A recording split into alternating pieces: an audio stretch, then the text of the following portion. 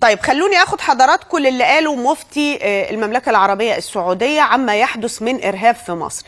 المفتي العام للمملكة الشيخ عبد العزيز آل الشيخ قال ان ما حصل في مصر من تفجيرات امر خطير وسيء جاء لتدمير الامة واستعبادها، وأشار إلى أن قتل 15 شخص وجرح أكثر من 160 من الأبرياء وتدمير المباني هي أمور في غاية الخطورة وراءها أعداء الإسلام يريدون تدمير الأمة، أعداء الإسلام اللي هم الخوارج. وردا على سؤال لصحيفة الحياة اللندنية عما حدث في مصر قال المفتي: نسأل الله أن يحفظ مصر من هذا السوء والبلاء الخطير، لأن مصر بلد إسلامي عريق ذو شعب كبير وموقعه استراتيجي، فلا بد من الوقوف معه والدفاع عنه وحمايته من كيد الكائدين. وأضاف آل الشيخ للصحيفة: أعلن أن السعودية أعلنت الوقوف مع مصر خوفا من أن يتسلق قادة إرهابيون ومفسدون، فالسعودية ساهمت وأعانت للوقوف في وجه هذا الشر، وما وقع في مصر هو بلاء عظيم مدبر من أعداء مصر وأعداء الأمة لضرب هذا البلد وتشتيت شمله وتفريق وحدته. خلونا نسأل الشيخ إبراهيم رضا، يعني أحد علماء الأزهر الشريف، لما قال الشيخ الشيخ عبد العزيز آل الشيخ مفتي المملكة العربية السعودية يتكلم بهذه اللغة، ونستمع نحن من وجدي غنيم وهؤلاء اللي لا يمكن أن نطلق عليهم نحن هنا في صباح أنهم شيوخ للغة أخرى.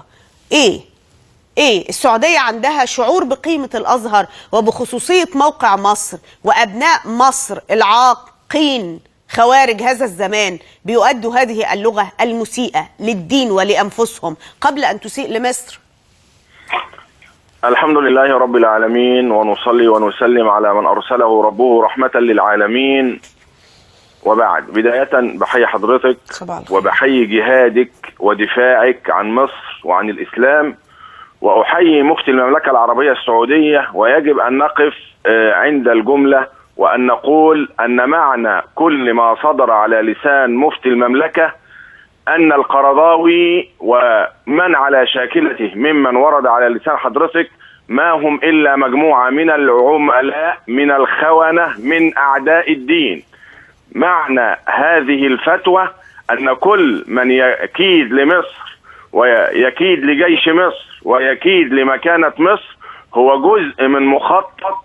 فالآن خرجت السعودية ووضحت الأمر على لسان مفتي المملكة، وبينت للدنيا بأسرها أن الخطاب الذي يخرج من هؤلاء ما هم إلا عملاء وخونة يريدون ليطفئوا نور الله بأفواههم، ويأبى الله إلا أن يتم نوره، وتبقى مصر شامخة بأزهرها ووسطيتها وعلمائها.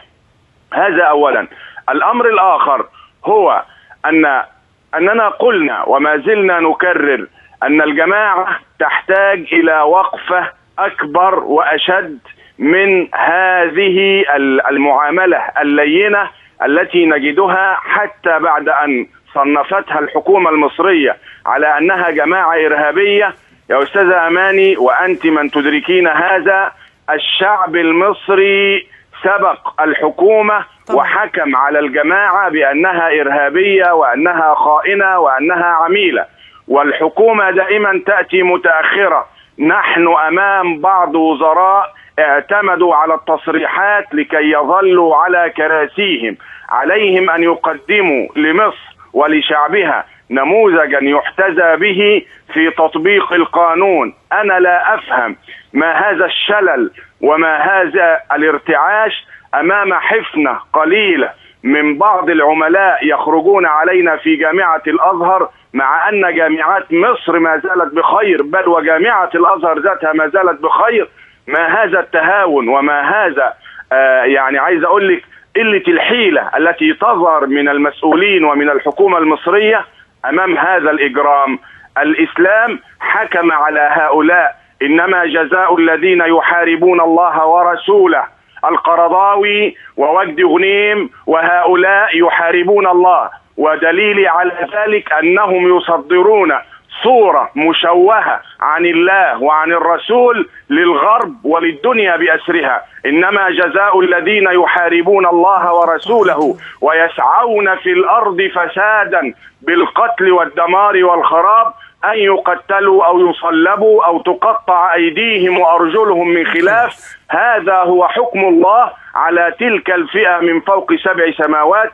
فلننتبه جميعا ولنتحرى الدقة ولنأخذ على أيدي هؤلاء، لأن رسول الله حذرنا منهم، وهم بفعلهم هذا خوارج الأمة، وهذا مؤيد بأحاديث رسول الله صلى الله عليه وسلم. بشكرك شيخ إبراهيم رضا، يعني أوجزت فأوفيت، وأرجو يعني أمرين في حقيقة الأمر: أن يتحرك علماء الأمة الحاقين أصحاب التخصص، لأن يعني أوان أن نواجه الفتنة، وما تعيشه مصر الآن هو فتنة، وهؤلاء الخوارج هم رأس الفتنة.